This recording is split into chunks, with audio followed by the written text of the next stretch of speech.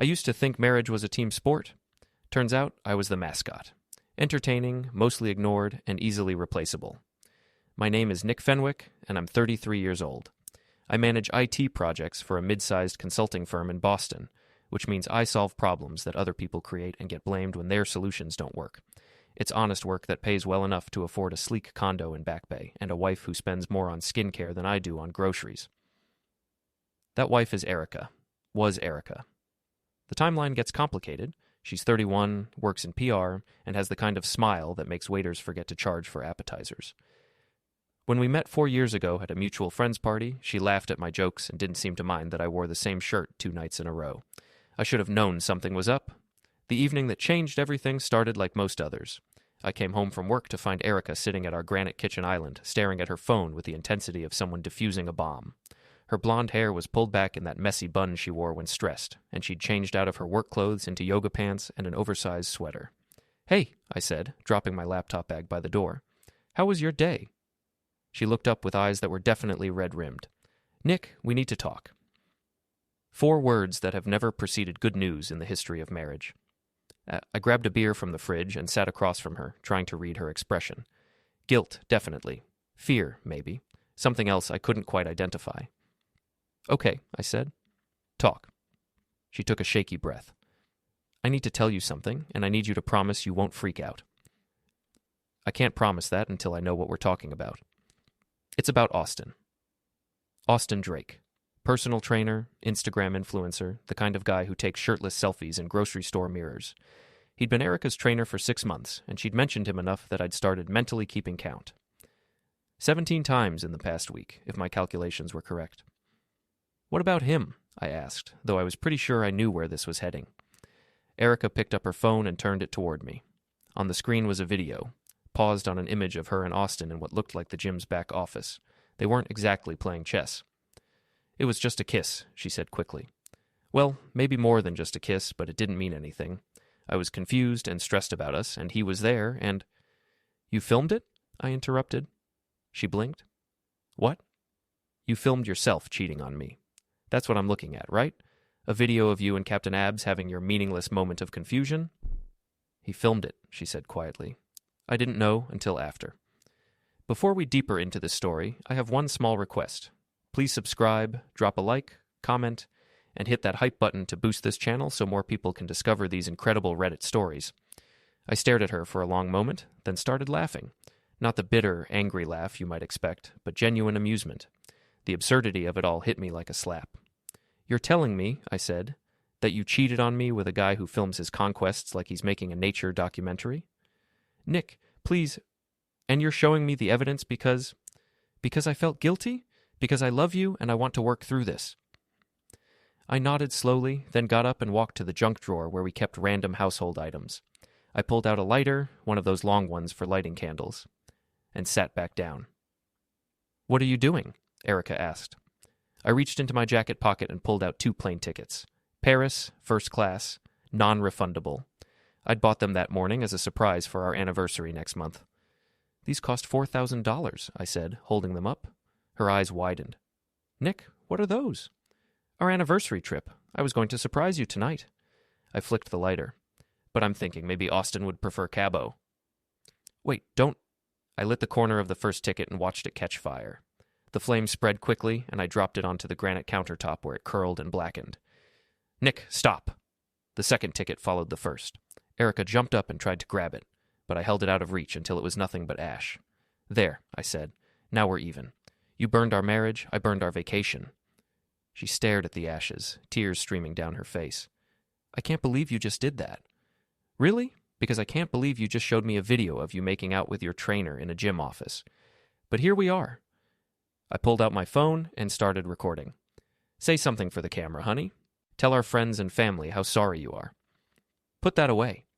"Come on, you're in PR. You know how important messaging is. This is your chance to control the narrative." She was backing away from me now, hands up like I was pointing a weapon at her instead of a phone. "Nick, please, I'm begging you." "Just a quick apology video for social media. You love social media." "I won't do it." "Okay."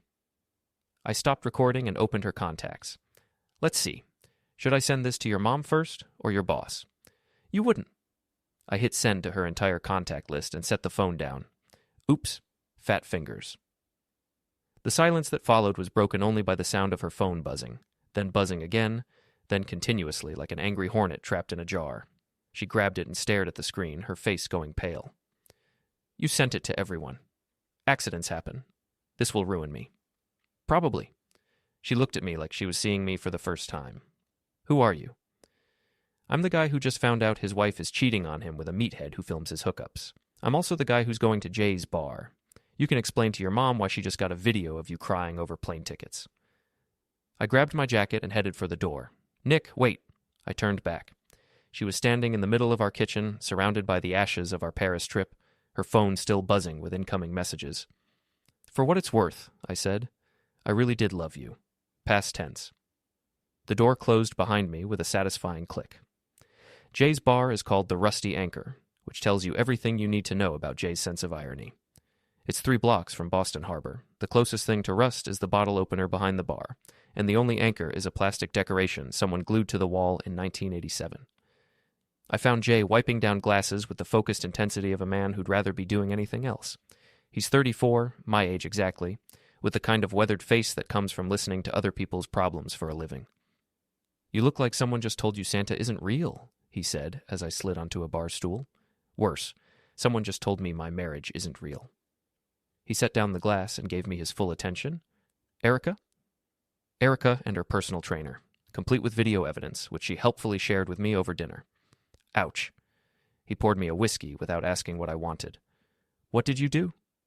Burned $4,000 worth of plane tickets and accidentally sent a video of her crying about it to everyone in her phone. Jay's eyebrows went up. Accidentally? My fingers slipped. Right. He leaned against the bar. How accidentally? About as accidentally as her trainer filming their little gym session. Fair enough. He poured himself a drink. So what's the plan? That was Jay. No judgment, no lecture about taking the high road, just straight to the practical question. It's why we'd been friends since college. I don't have a plan, I said. I have a condo full of her stuff and a marriage that apparently ended sometime between her workout sessions. My phone buzzed. Text message from a number I didn't recognize. Hi, Nick. This is Liv, Austin's ex. We should talk. I showed Jay the message. He read it and whistled low. Austin's ex wants to chat. This night just got interesting. Should I respond? Are you kidding? She probably has more dirt on both of them than a cemetery groundskeeper. I typed back, I'm listening.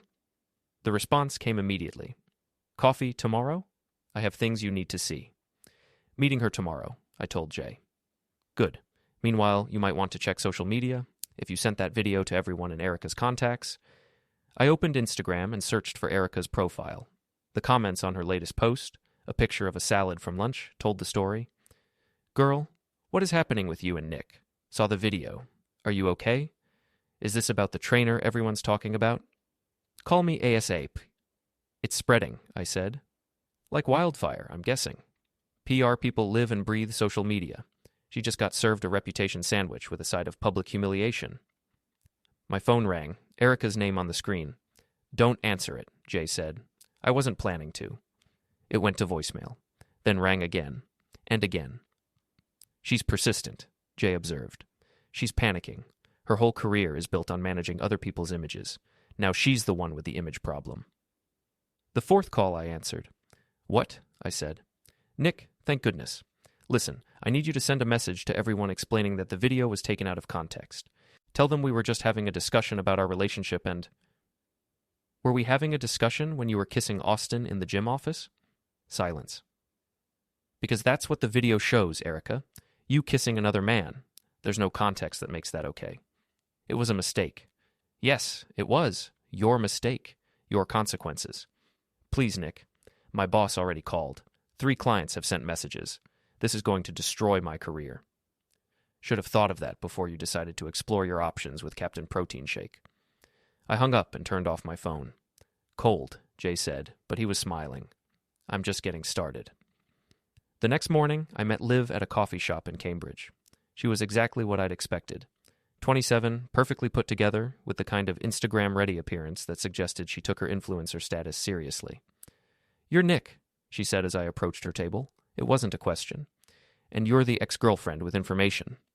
Among other things, she slid a manila envelope across the table.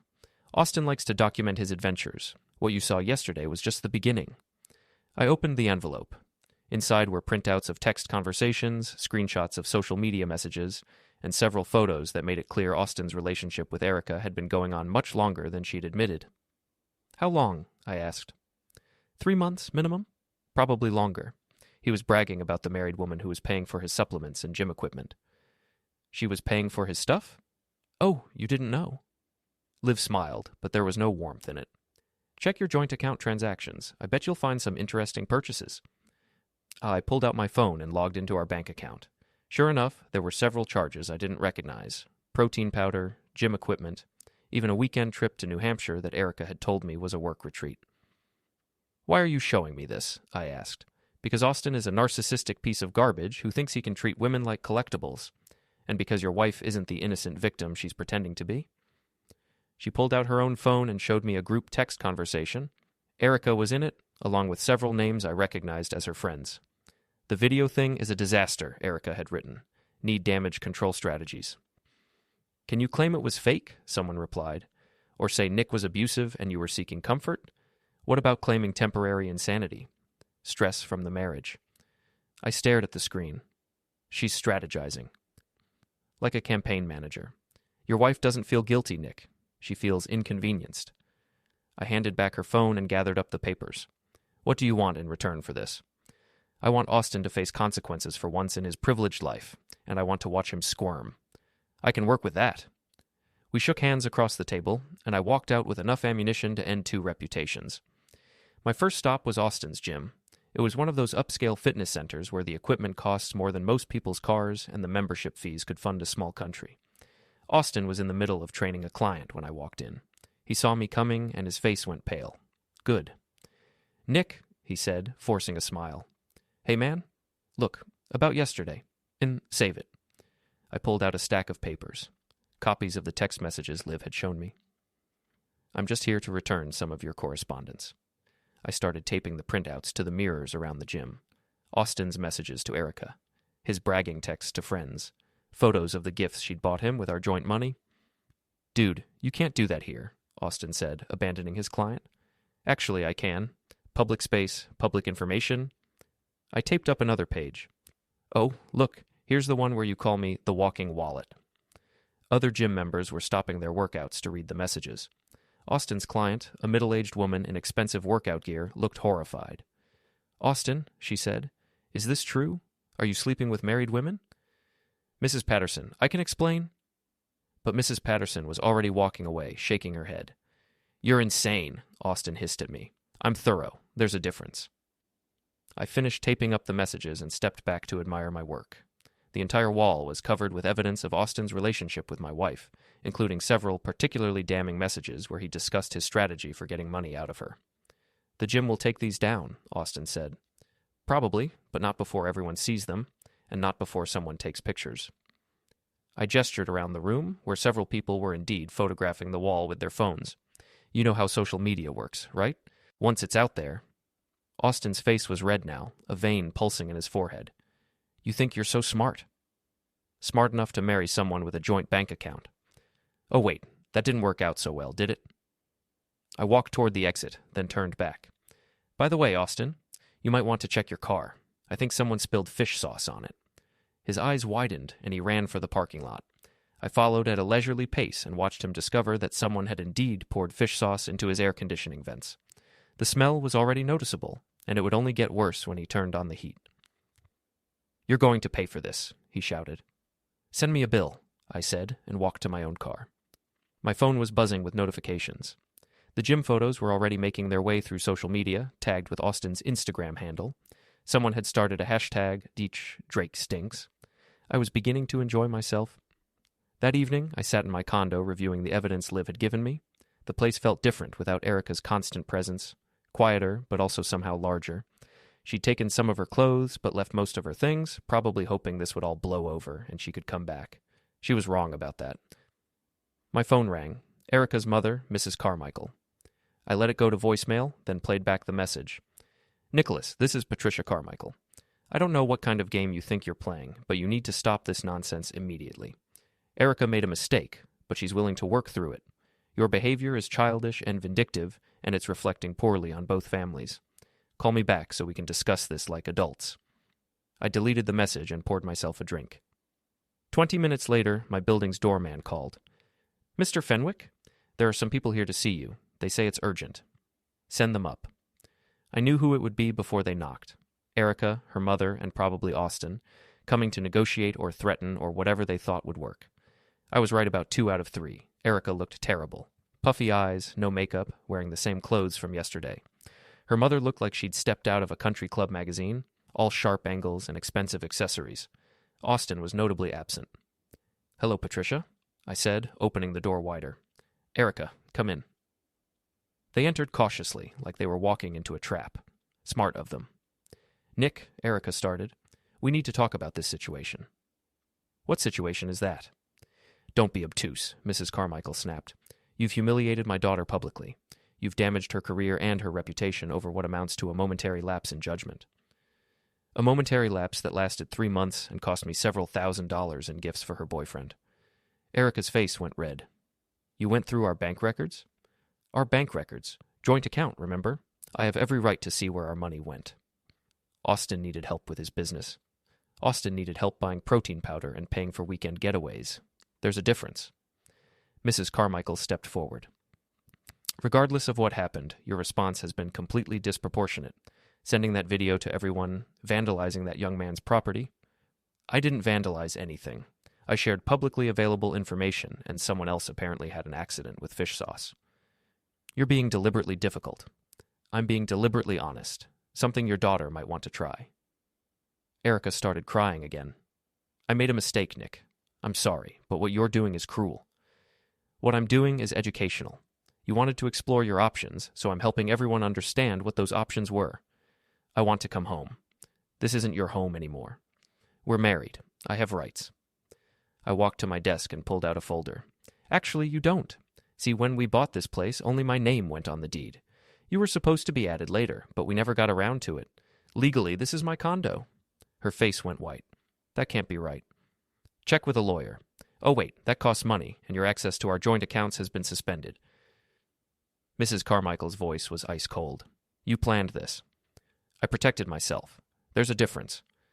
"We'll sue you for emotional distress," she said. "With what money and what damages? Everything I've shared has been true. Truth is an absolute defense against defamation." They left 10 minutes later, threats and tears having accomplished nothing.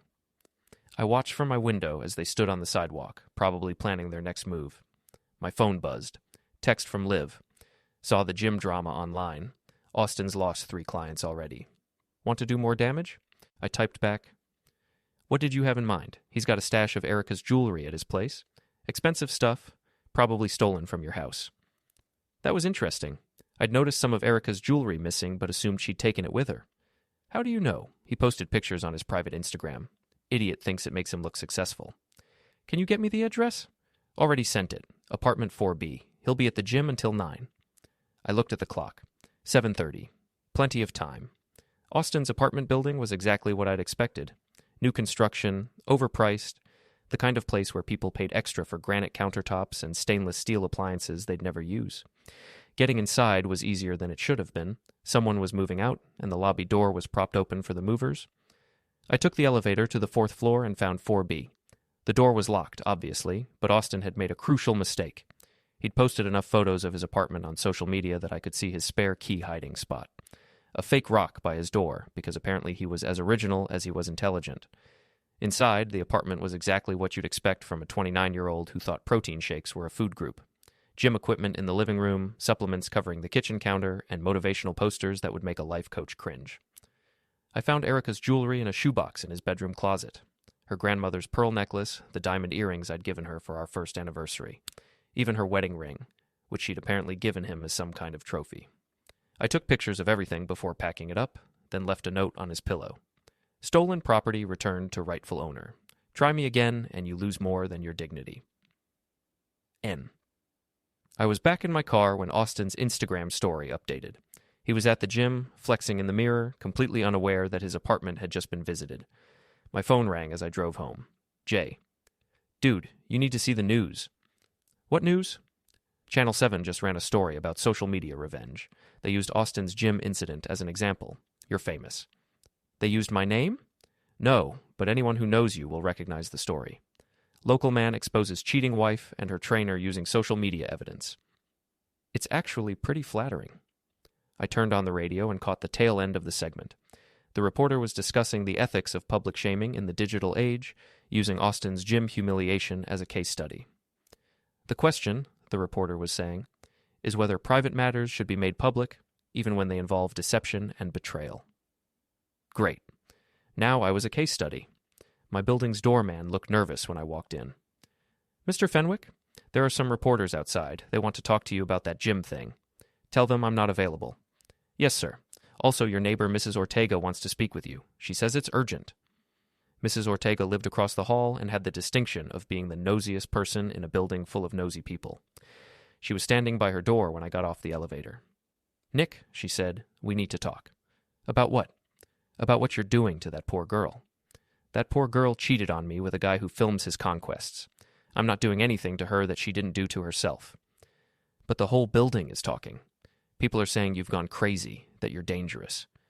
Dangerous to whom? To anyone who crosses you. I looked at her for a long moment. Mrs. Ortega, have I ever been anything but polite to you? Well, no, but have I ever raised my voice, made threats, or done anything that actually seemed dangerous? No, but the way you're handling this situation. I'm handling it the way someone handles it when they discover their spouse is a liar and a cheat. If that makes people uncomfortable, maybe they should examine their own relationships. I went into my apartment and closed the door, but I could hear her talking to someone in the hallway, probably calling the building group chat to report on our conversation. My phone buzzed with a text from an unknown number. This is Patricia Carmichael. We need to meet. Tomorrow, 10 a.m., courthouse steps. Come alone. I stared at the message. Erica's mother wanted to meet at the courthouse. That suggested lawyers, legal action, or both. I texted back, I'll be there. Time to see what kind of fight they wanted to have. The courthouse steps at 10 a.m. were busier than I'd expected. Patricia Carmichael was easy to spot. She was the one who looked like she'd rather be anywhere else, standing next to a woman in an expensive suit who was obviously a lawyer. Nicholas, Patricia said as I approached. This is Ms. Tan, our attorney. Ms. Tan stepped forward with a folder in her hands. Mr. Fenwick, I'm serving you with papers. My client is seeking damages for emotional distress, defamation, and invasion of privacy. I took the papers and glanced through them. Emotional distress caused by what? By your systematic campaign to humiliate and embarrass Mrs. Fenwick through social media and public displays.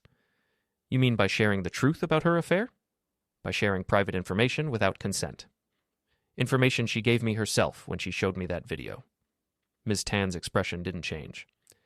We're prepared to settle this matter quietly if you agree to stop your harassment and issue a public apology.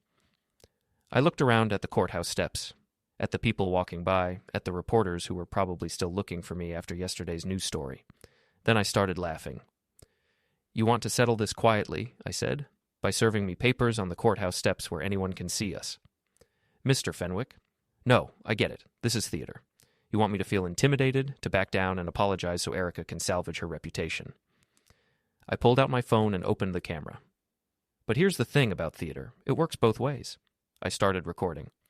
Hi, everyone. I'm Nick Fenwick, and I'm being sued by my cheating wife for the crime of telling the truth about her affair. Stop that, Ms. Tan said. This is Patricia Carmichael, my mother-in-law, and Ms. Tan, their lawyer. They think I should apologize for exposing my wife's 3-month affair with her personal trainer. Patricia tried to grab my phone, but I stepped back. They think I should apologize for sharing evidence that my wife was stealing money from our joint account to buy gifts for her boyfriend. Turn that off right now, Ms. Tan demanded. They want me to apologize for being upset that my wife gave her wedding ring to another man as a trophy. A small crowd was gathering. Someone else was recording now, too. Mr. Fenwick, Ms. Tan said, you're making this worse for yourself. Am I? Because from where I'm standing, I'm just telling the truth. Again. Erica appeared at the top of the steps, probably having been waiting nearby. She looked panicked when she saw the phones recording. Nick, please stop, she called out. Oh, look, it's the star of our story. Erica, tell everyone how sorry you are for cheating on your husband. She started down the steps toward me. You're being cruel. I'm being honest. There's a difference. You've ruined my life. You ruined your life. I just provided the documentation. She was close enough now that I could see she'd been crying. I made a mistake. You made a choice, multiple choices, over multiple months. I want to fix this. You can't fix this, Erica. You can't uncheat on your marriage. You can't unsteal money from our account. You can't ungive your wedding ring to another man. The crowd was larger now, and I could see people sharing the live stream on their phones. This was going to be everywhere within an hour. Ms. Tan stepped between us. Mr. Fenwick, I strongly advise you to stop recording and disperse this crowd. Or what? You'll sue me for standing on public property and telling the truth? We'll seek an injunction.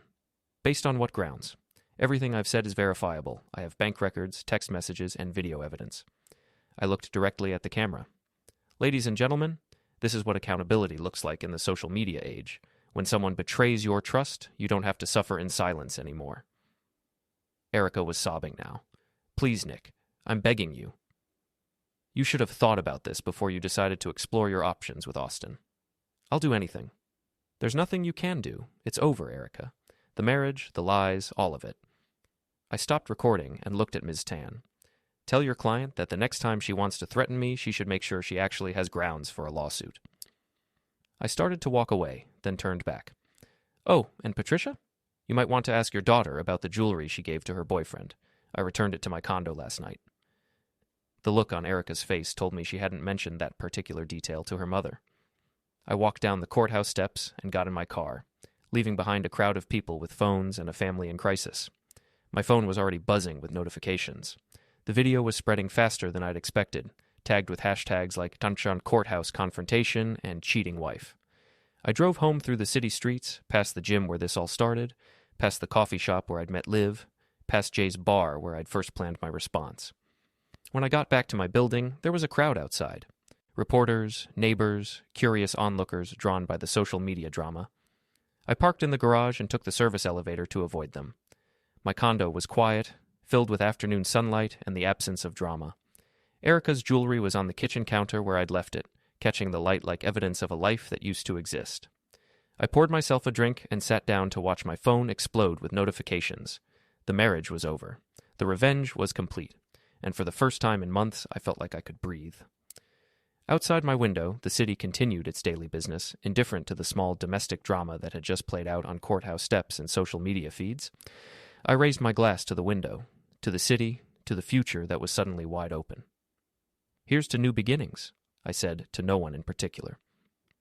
The sun was setting over Boston Harbor, painting the sky in shades of orange and red. It was beautiful,